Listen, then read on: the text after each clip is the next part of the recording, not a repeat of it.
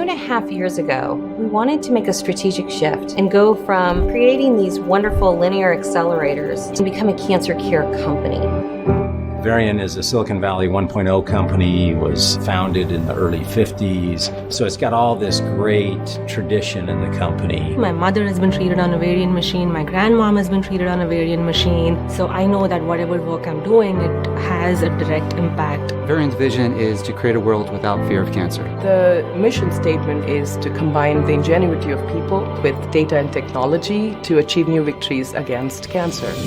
What we've built culturally really makes it feel like a small family. When you have close to 10,000 people globally, you have to listen to the collective intelligence. We have always the customer first and the employee first. Employees are the heart and soul of this company. We rolled out the Glint survey to most countries around the world. I like to take the Glint survey because it makes employees feel valued, their opinions counted. Glint makes me feel important. I think that it represents my voice to the company. Glint helps me be a better leader and my team to be better leaders because we all need feedback. I give honest feedback because I really want to change the place that I work in. 解决问题也很透彻，就是沟通也多了嘛。 People's success is defined as when I go to work, I make a contribution. When I come home, I feel really good about what I did today. When an employee feels cared about, we're happy employees. We have big markets, good future. I'm very proud to be here. In order to execute the strategy, you have to be able to have a set of cultural beliefs and then empower local leaders. So some of the executives stood up in the town hall and shared the results. So even if it wasn't positive, they owned it and they took action. What we're doing is way bigger than just putting together some really cool medical devices. If you talk to people across this organization, every single individual believes they make a difference in beating cancer. At Varian, together we can help create a world without fear of cancer. Our team will be the leader to treat and eradicate the fear of cancer. If you believe you can do it, you can do it successful. This is the place I want to be, and it's the most rewarding experience that you can have.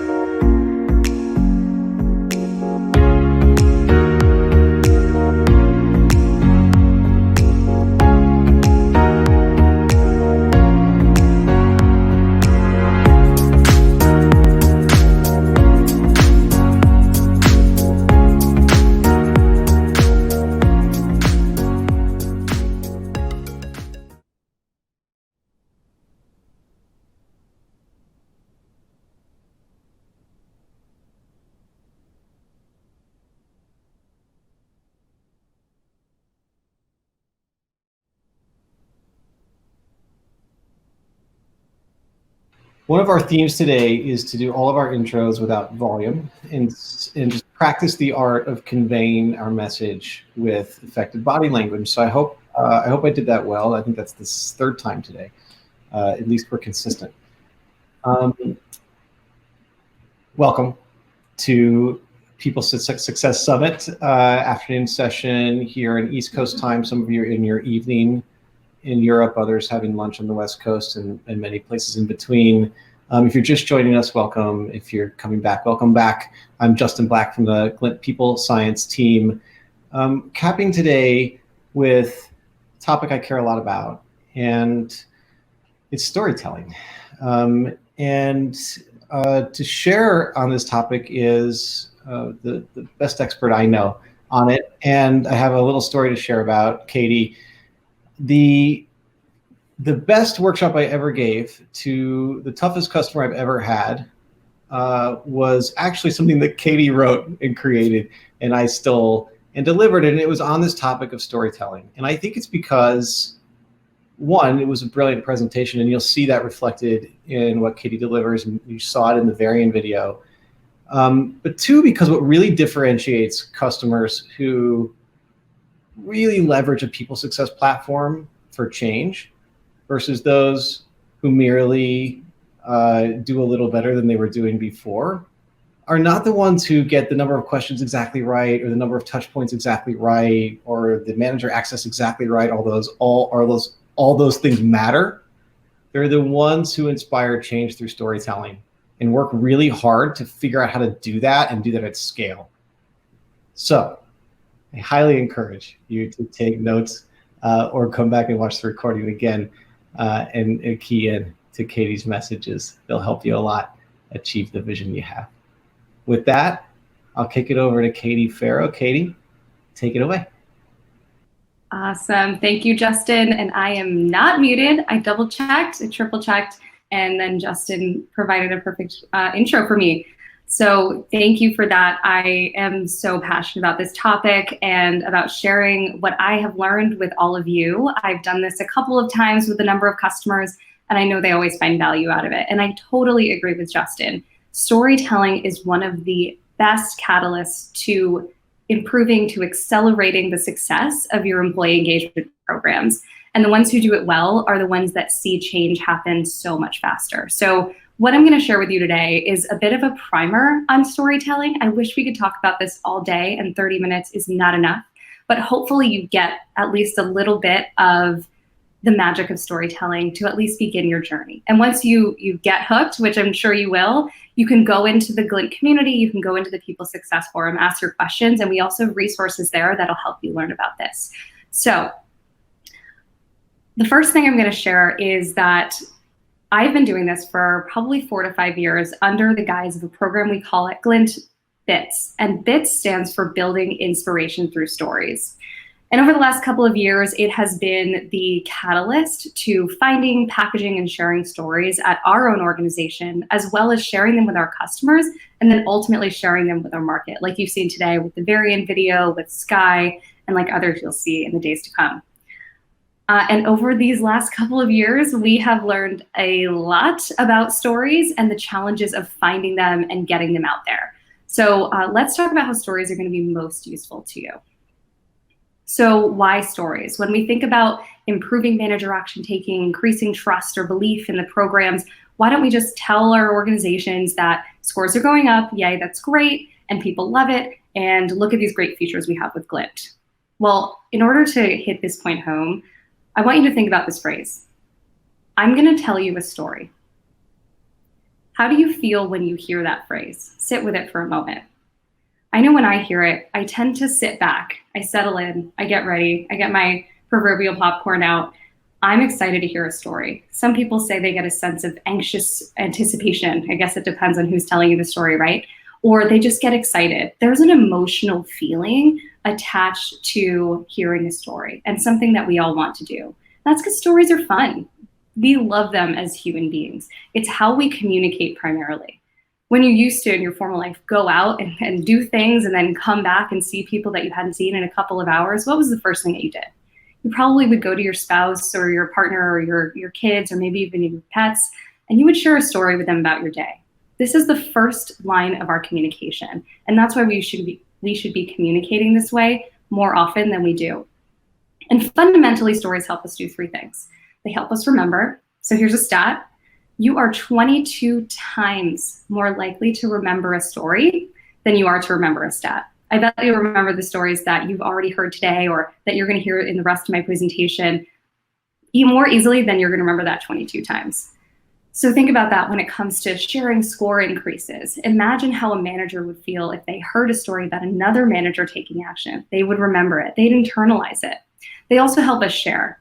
We do this all the time, every day, in our favorite form of communication or storytelling, which is gossip. It's just so easy and fun to actually share stories about people. It's how we're wired. Our brains are literally wired to think in narratives. And finally, they help us persuade. When you hear a story, you're transported to a time and place that story is happening. You envision yourself in that situation, and you also would get to kind of practice what you would do. They allow us to try a situation on, which is particularly important when it comes to convincing people that they should do something. Imagine how powerful that can be for your managers or for your employees, for example.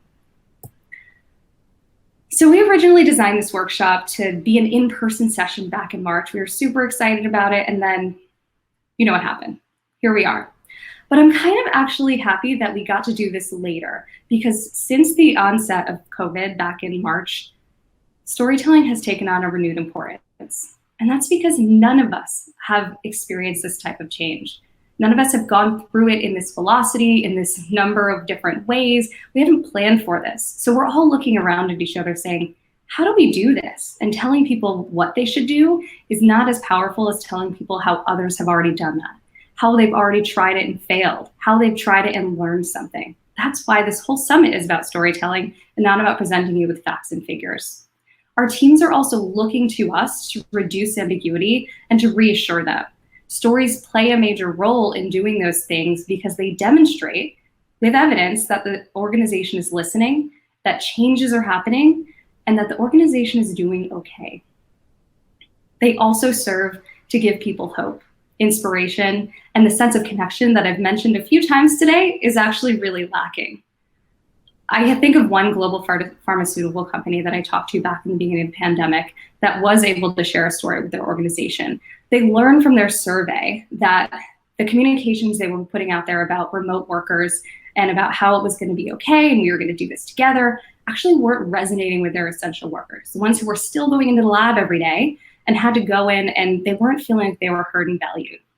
So they made the change. They made different communications that they were able to give weight to the experience of their essential employees while also giving a little bit of a lighthearted message to their remote workers.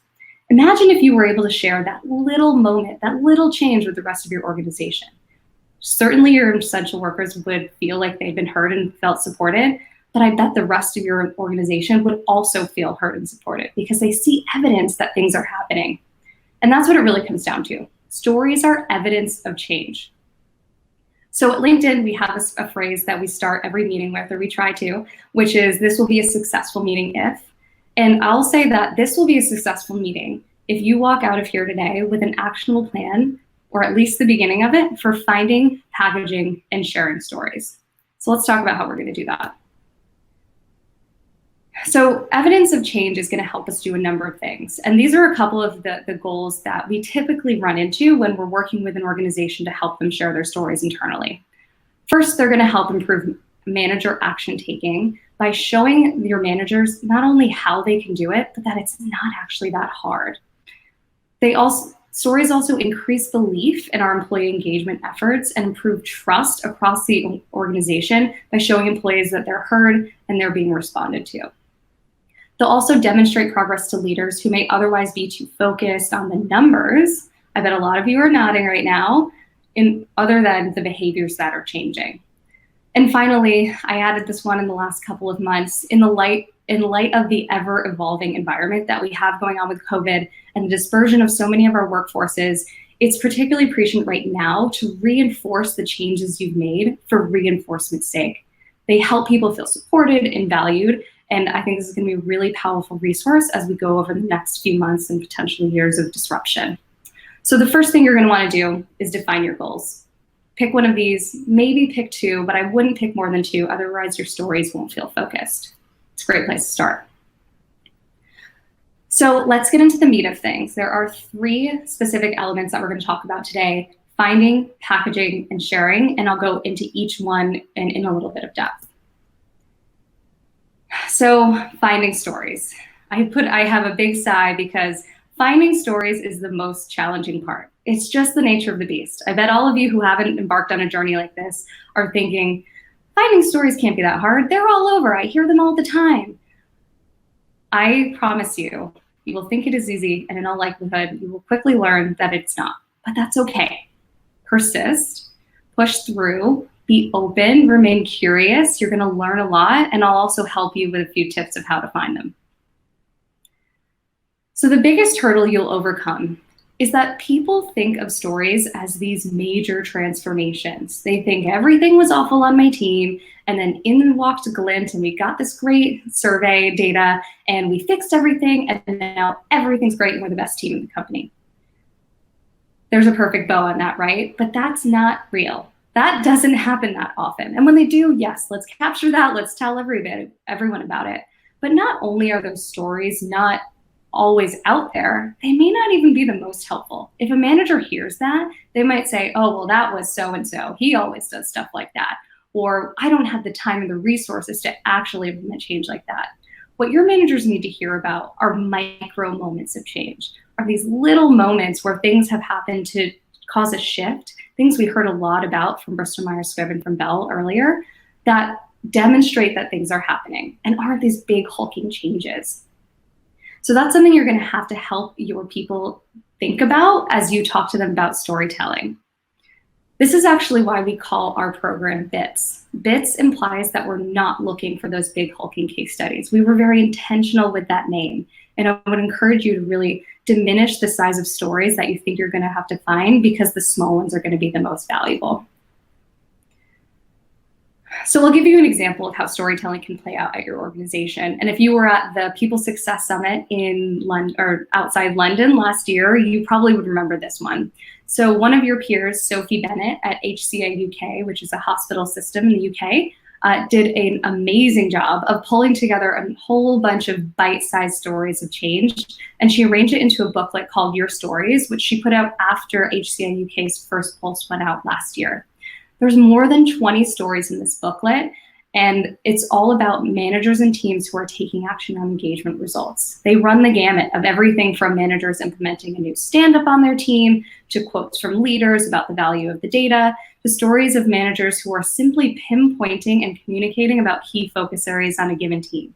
In some of these stories, the managers didn't even have enough data or enough responses from their team to know what their team was up to, but they communicated about that, and they were able to implement programs nonetheless.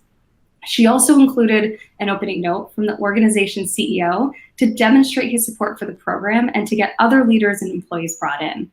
Once she put this together, she actually printed it and proliferated it throughout the hospitals in the region, and she sent it out in a newsletter online. So in order to find stories, how did Sophie even begin to do that? She works at a hospital system where the hospitals are dispersed across the entire country. So the first thing she did was she looked to a network of influencers. She thought, who's connected? Who do I know who is going to point me in the right direction? The people who know a lot of people. In a lot of cases, and similarly for you, I bet a lot of those cases, it'll be HRBPs, or maybe the regional director if you have a lot of dispersed sites. Sometimes it's going to be engagement champions, people who you've empowered across your organization to be the ones to drive it. They're probably going to know what is happening across the business better than you might or other leaders. But those official capacities, those people who are charged with engagement, aren't always the best sources. And you'll know better than I would about who those people are going to be. You'll also have to think about, who do I know who just has a knack for connecting with people, who seems to always be talking to people and know what's going on? Those are other people that you're going to want to reach out to ask, hey, have you heard anything about any teams making little changes, or anybody who's just really invested in our new program? Once she was able to find those people and talk to the HRBPs, regional directors, those connectors, she asked them, hey, who should I chat with? And then she'd set up time to meet with those managers one-on-one.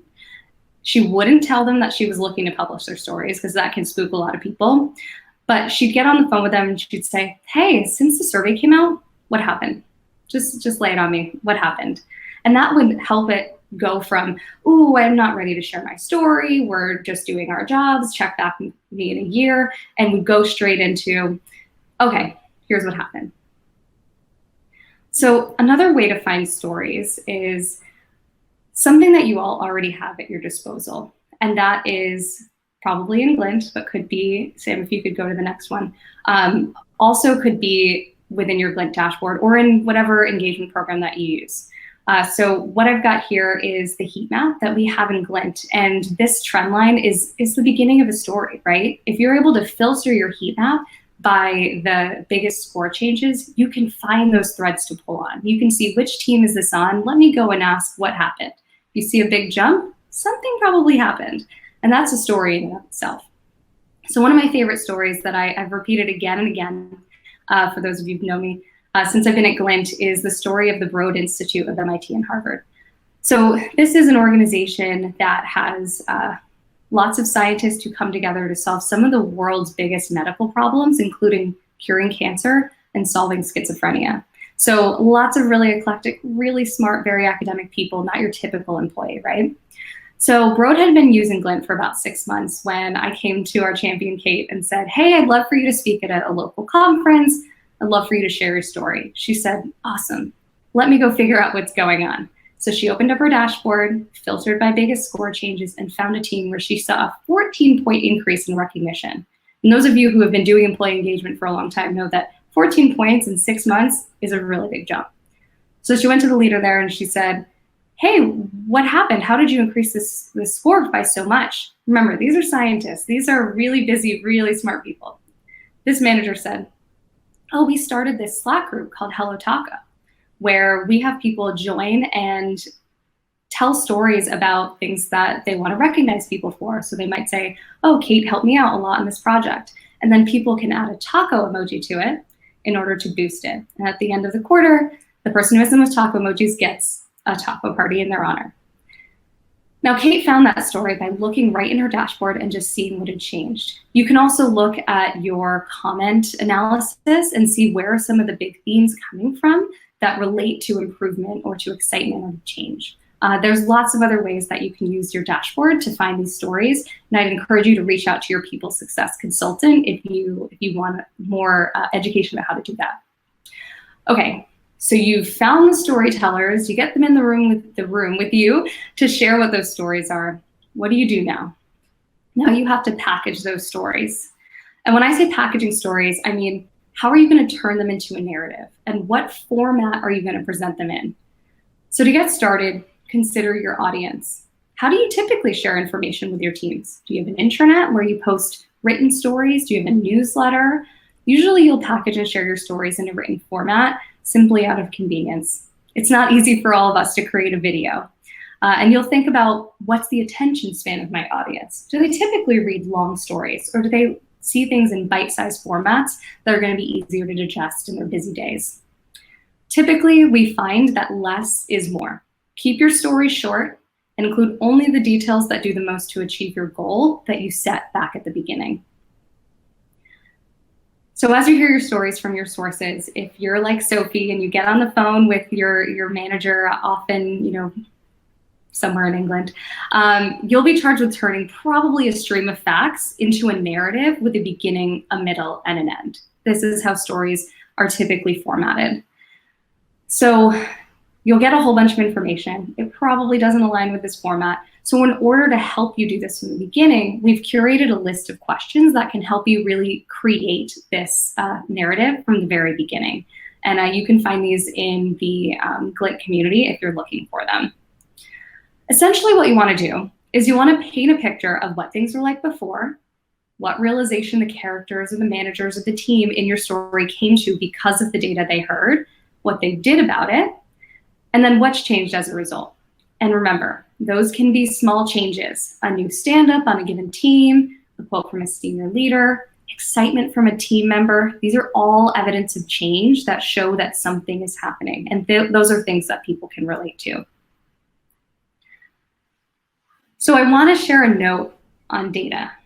You may be compelled to use a lot of data in your stories. You may have senior leaders who look at your story and say, hey, we need to add some stats in here. We need to show short score increases and response rates.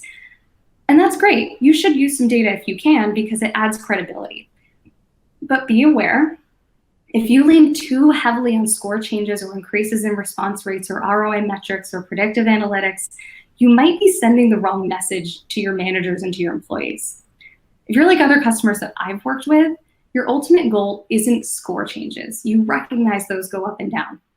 What you want to do is change behavior. So your ultimate goal in these stories is going to be to describe those behavior changes, describe what the behavior was like before and what the behavior was like after. And that could be as small as the ACT framework, or that's actually a pretty big one. But it could be as small as listening to employees and having a conversation about what they're hearing. So focus on behavior, use data as kind of context. So if you go through this process and you've been diligent, patient, focused, all of these things we've been talking about, ultimately, you'll compile a list of stories that demonstrate that changes are happening at your organization. And these are going to be the things that serve to inspire and educate your managers and leaders to try their own changes. But how do you get them out there? Every organization has its own internal communications channels that work best for them. So like I mentioned earlier, it could be an intranet, could be a newsletter. I'll show you some examples. But my first recommendation would be to get together with your internal communications partners. They are certainly marketing minded, and you probably already work with them to launch your surveys. I bet you they'll be able to guide you through your options and the requirements for each of those channels where you can share your stories. So the most common place we hear of customers sharing their stories are, again, places like the company-wide intranet or a company-wide newsletter. There's an example here from your colleagues at MetLife, or even emails from the leadership or CEO. We have one customer who actually had their CEO do a Facebook Live through Facebook Workplace to talk about how we should use this survey, which I think is a really cool example. I've also heard of customers who have the people featured in their stories actually share them at town halls or at all hands meetings with the rest of the company. And I think that adds a really great level of humanity by putting them out there in front of the rest of the organization. And I know that this part of the journey, if you don't typically think about your role as something that's marketing oriented, it can be kind of intimidating. So I encourage you to share all of these decisions that you're making in the Glint community or in the People Success Forum so that you can learn from each other and share ideas and share something even bigger than maybe the intranet. I would love to see your examples of stories when you get around to it. A sidebar on communication is that one of our presenters earlier today, I think it was Brian, he mentioned that if you haven't already done so, if you're trying to build belief in your engagement programs, you have to be clear in telling your people which programs have been implemented based on their feedback. In my opinion, you can't make this connection too often. People are busy. They need connections to be made for them. They don't automatically think, oh, I made that comment in my employee survey about a month ago, and now there's a program that is similar. They don't think that way. So you're gonna wanna make that for them. One of our customers, who's been a longtime customer, and you saw their video earlier, Sky UK, actually created the logo you see that they stick on all of their comms related to programs created using survey feedback. If you can't read it, it says fueled by your feedback. So it's direct connection and something that they see all the time when a new program is implemented. Others have a subject line they consistently use to announce new programs after a survey, but whatever you choose, it's important to be consistent. And if you don't have a creative team that you work with, we've actually published a few of these logos that we had designed in the community for you to use. So you can pop this onto an email, announcing a new program onto your intranet, and using it consistently will really create that connection in your employees' minds that, hey, my survey feedback is being turned into an action being taken. Wow, couldn't be clearer to me. So feel free to go ahead and use those. So just to wrap up, one of my favorite allegories or metaphors about storytelling actually comes back to staging a house. I actually just bought a house myself, so I know this to be true. So imagine walking into this house that you see on your screen for the first time. You cross an empty porch into an empty room that's attached to another empty room. And you might walk into this empty space and say, gosh, that was an awkward entrance, or what in the world would I do with this space over here on the left? Or I don't know about this molding, or are those popcorn ceilings? All thoughts I've had. And your brain is just pumping with confusion and this extra work of what am I gonna do with this space? Even right now, I bet you're all spending more energy looking at this diagram, trying to figure out which room is which than you are listening to my metaphor about staging houses. And that's when the questions and the challenges start to arise. That's when we start to kind of guard ourselves and say, I don't wanna do all that work. This home can't possibly work for me and my family. But if the house is staged, if there's a porch swing or a couch in the living room or a sweet little dining table in the breakfast nook, maybe there's a crib in the front bedroom and bunk beds in the back, that inner monologue starts to change. You don't have to do all of that extra work. Your brain basically says, I get it. Look at this cool living room and that sweet breakfast nook. You may start to see your family making pancakes on Sunday morning or cozying up to watch a movie on Fridays. You can see yourselves all hanging out on that porch swing.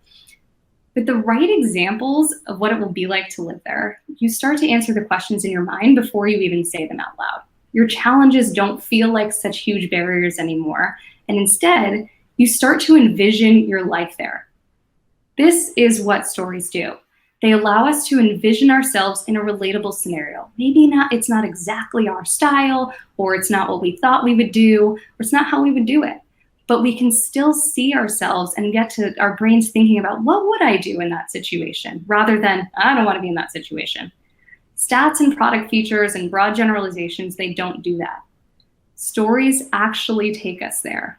When you hear a story about something being done, like walking into a house or eating pancakes, your brain literally lights up in the exact same place as it would if you were doing that thing. You might actually even be able to smell those pancakes when you hear a story about them.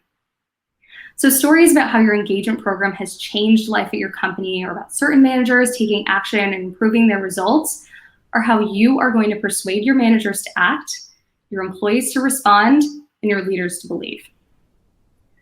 So before we jump into Q&A, if there is any, I want to just drive 3 points home.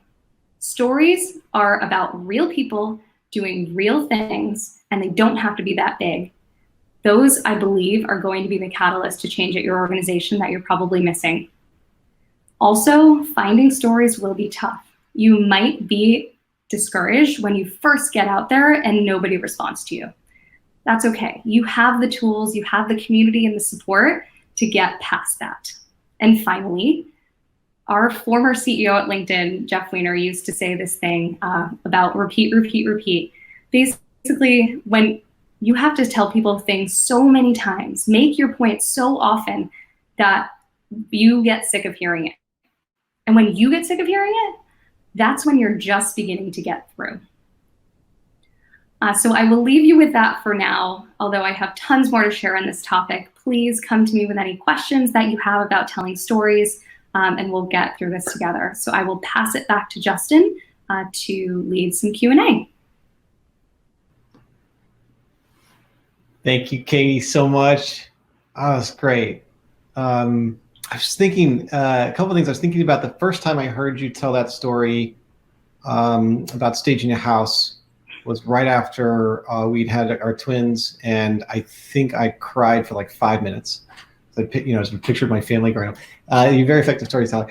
But also, how many people are buying or selling a house right now? So this story is more relevant, I think, today than ever before. Thank you again. Just to reinforce the effectiveness of this and encourage you to continue to dig deeper and take advantage of the resources Catie's made available. It's, I think, our most popular course still that our customers take and most loved. So we're going to kick it over to questions. There are some questions for you, Catie. So there's some really good ones. We'll start with, let's just go. What are the most, let's display it. What are the most creative ways you have seen stories shared across the organization? Oh, that's such a good question. I wouldn't say there's a wide range of creativity that I've seen, mostly because stories tend to be very simple. But I would say a number of ways. Certainly, I love the idea of having a manager or leader go into either an all hands or whatever we do these days, a town hall virtually, to share their own story and to take questions about it. I also love seeing any videos that are created that are shared, kind of the interview with someone where you have to get concrete about what you change. So, I found at any conference I've ever been at, today at the People Success Summit, whenever you hear those really specific little things that people have changed, that's what really gets me going. That's what stages the house for me.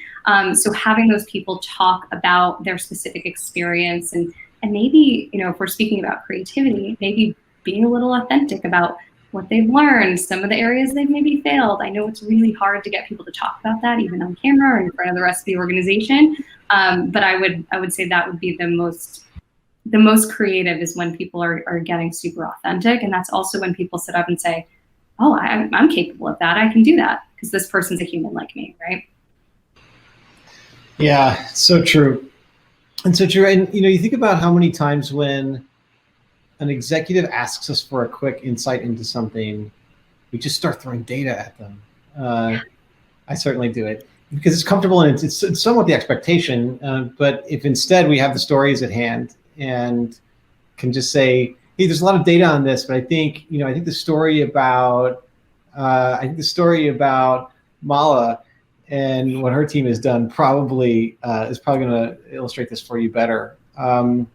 This is a great tactic we could take from you. What's the flip side? So when it doesn't work, what are we learning? What are we learning from those moments? And can you share some of those failures? Do you mean, can I share some failures of storytelling, or what we can learn from sharing stories of failure? Not your personal failures, Catie. Just when our efforts to get the organization to share stories fail or get stuck. Can you talk more about those? Yeah, I mean, I think there's a number of elements there, and it's going to depend on the organization that you're working within. When you go to managers and you say, hey, what have you changed? I want to share your story. There are a couple of factors that are probably obstacles in their mind. One might be the culture of your organization to share. Maybe people just don't typically share their own stories, and people feel like, ooh, I don't want to be called out. I don't want to be the center of attention. And that's a hurdle that you'll have to overcome within the bounds of your organization. You might also get people thinking that they're not capable of making the change because they're hearing these big hulking stories again. They don't have any other examples.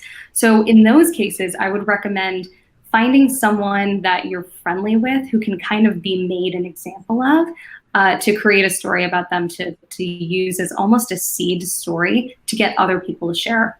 And one of the things we talked about at last year's summit that some organizations have found successful is that people may not be willing to raise their hand and be like, I have this great story about me I want to share. That's probably not within your culture. And if it is, lucky you.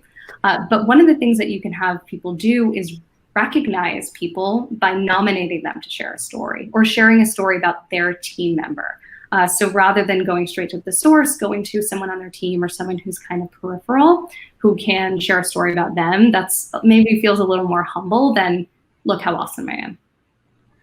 That's great. Thank you. And let's do the other meaning of the question too, the other potential meaning of the question too. How about sharing stories of failure? I mean, I know there are different approaches to this. How much do we talk about the good to get it repeated? How much do we talk about the bad to learn the failure? In your experience, what's the right mix of this, and how do we use each of those effectively? We don't hear a lot of stories about failure. And, I don't think any of us are going to raise our hands and jump up and say, I want to talk about my failures. I want to talk about how I was on mute when I wanted to talk to 1,000 people, for example. People may not want to talk about that. But I would say, I don't know a ratio. I think of the social psychology ratio of 5 positives to 1 negative, where talking about 5 positive things is probably the sweet spot, but being able to also talk about something negative that happened. When I work with Sam to create events for our audiences, one of the things we always tell the people who we have presenting is share your failures, because that's going to make you relatable. And that's also going to help people see, oh, I can try things. I can experiment. It doesn't have to be the best thing that's ever happened. So maybe that 5 to 1 ratio, I don't know, Justin, you're a psychologist. You probably know that better than I do. It works for me. Consistent enough with the evidence that I've seen. Great. I like that approach a lot. We do tend to, in individual situations, we tend to try to ignore the negative unless it's egregious. But I agree, whenever we're trying to change, it's important to give people permission to be vulnerable. And when leaders are humble and share their failures, especially, it gives people permission to make mistakes and be humble, and so in that way, it's really, really, really helpful.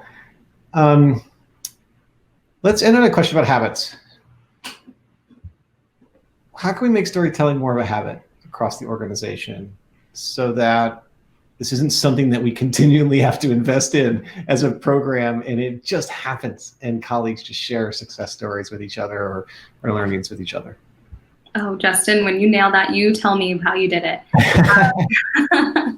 But I will tell you some of the things that we've done over the last couple of years, because that was our goal. That's why we created the BITS program. We created something that was, I'm a marketer, so something that was branded, something that people could see and relate to and have good experiences with, that when they saw it, they felt like, oh, stories are kind of fun. I like those.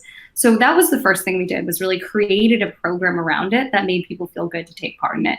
Another thing that we did is identify the stakeholders in that process. So for me, that was our customer success people. It was our people scientists. It was anybody who was touching a customer at some point in their journey who might be able to share the beginning of a story. And for the people that are out there today, it's probably your HRBPs, it's probably certain types of managers or people who are in organizations that maybe have lower scores that you want to demonstrate change. And it's talking to them, it's doing the Jeff Weiner, it's repeat, repeat, repeat. Why is this valuable? Telling them stories about how you came to a story or how valuable it was when other people heard it, I think helps people reduce those barriers in their mind and then feel like, hey, someone could actually get something good out of my tooting my own horn, if you will. So yeah, really getting those people brought into the process and just continually pushing the message home, it's going to be really valuable. Thank you. It goes back to your earlier point. You told us at the beginning that it's a lot of work up front and it's worth it. And so once we get the momentum going, it really does sustain itself, which is great. Absolutely. Catie, thank you again so much. Do you have any closing comments for us? And you want to take us to the next section after this? Yeah, so that is about it for today. So I'm just going to bring us home here. Hopefully you've all learned some concrete tips and next steps that you can start implementing maybe today if it's early enough, maybe tomorrow, maybe next week. But hopefully you're starting to really think on that and reflect on what you're actually going to do in the days to come. So tomorrow we will meet back here at 8 a.m. Pacific. We'll dig deeper into the other pillars of people success and hear from the broader community. But before I send you off, I have one final video for you and a request for all of you. So obviously we've talked a lot today about how things look really different than they did last year. We've had to adjust a lot of things. We've had to turn our homes into offices and stage it for Zoom. And we want to know how you're doing this how do you continue to bring your best self to work every day? What new habits are you creating to help you get there? So for some of us, that includes taking a walk with family, working out, learning a new skill, having some cuddle time with a pet. For me, it's taking 15 to 30 minutes every day in the middle of the day to read a book, an actual analog book, so I can truly disconnect. And hearing stories about what other people are doing can inspire our peers to feel like they're not alone, and also to give them the courage to disconnect or engage in some self-care. So we would encourage all of you, if you are willing, to share a short video or a photo of your new habit on social using the hashtag #ThisIsPeopleSuccess. So we all know that we're all doing this together, and it's totally okay to form some new habits that maybe you weren't doing a few months ago. So I will send you off with a short video that we've created about some new habits across our team and some of you that help you bring your best self to work every day. I'll see you tomorrow. People success means much slower mornings. Pre-pandemic, I feel like my mornings consisted of rushing around in the morning to get ready and to make it out the door, rushing through my commute, rushing to get into the office for my first meeting. The mornings now are much slower and much more enjoyable. I'm able to make a nice cup of coffee, I'm able to watch the news, I'm able to sometimes take a walk in the morning. It just makes for a much more enjoyable start to the day. I do 10 minutes of yoga every morning before turning on my laptop.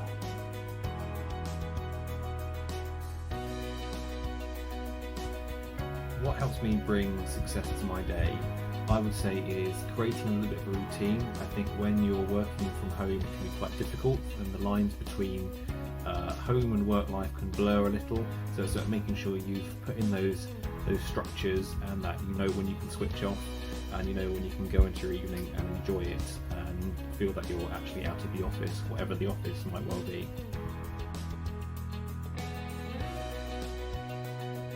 Definitely the best new habit that I've formed during the pandemic is one of yoga every day. It's been so helpful. I've found an app that I use that allows me to do sort of 10 to 15 minutes, And because it's only 10 to 15 minutes, I actually do it every day. Haven't missed a day for over 3 months. I find it really helps wake up my body and my brain, and just creates that little moment of mindfulness that I make sure that I check in each day. That really, really helps.